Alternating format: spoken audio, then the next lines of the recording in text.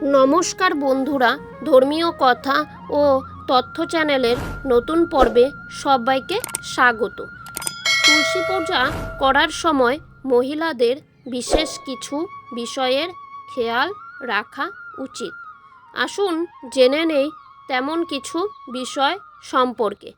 শাস্ত্রমতে যে বাড়িতে তুলসী গাছ থাকে সেই বাড়িতে সুখ, শান্তি, সমৃদ্ধি থাকে এবং রোগ ব্যাধি দূরে থাকে। তুলসীকে হিন্দু ধর্মে সবচেয়ে পবিত্র এবং শুভ বলে মনে করা হয়। তাই প্রায় প্রতিটি বাড়ির উঠোনে তুলসী গাছ দেখতে পাবেন। তুলসী গাছ ঘরের পরিবেশ ও বিশুদ্ধ রাখে। একই সময়ে এটি ঘরের ইতিবাচক শক্তির প্রবেশের দরজা খুলে দেয়। বাড়ির নেগেটিভ এনার্জি দূর হয়ে যায়।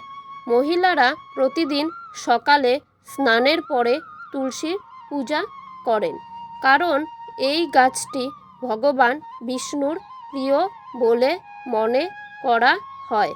কথিত আছে, তুলসী পূজা করলে ভগবান বিষ্ণুর আশীর্বাদ পাওয়া যায়।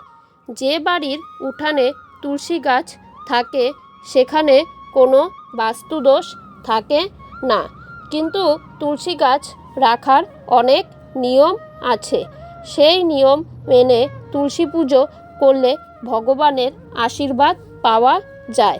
বাড়িতে যদি তুলসী গাছ থাকে তবে সকাল সন্ধ্যা উভয় সময়েই তুলসীর পূজা করা প্রয়োজন।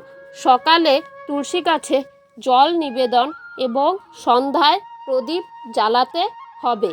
এর ফলে ঘরের বাস্তুদোষ দূর হয়। সঠিক পরিচর্যার কারণে তুলসী গাছ শুকিয়ে যেতে পারে। শাস্ত্রমতে তুলসী গাছ শুকানো ভালো মনে করা হয় না, তবে খেয়াল রাখতে হবে তুলসী গাছের আশেপাশে যেন কখনোই কোনো ময়লা না থাকে। ময়লার কারণে তুলসী গাছ শুকিয়ে যেতে পারে। তুলসীকে দুধ নিবেদন করলে তা সবসময় সবুজ থাকে।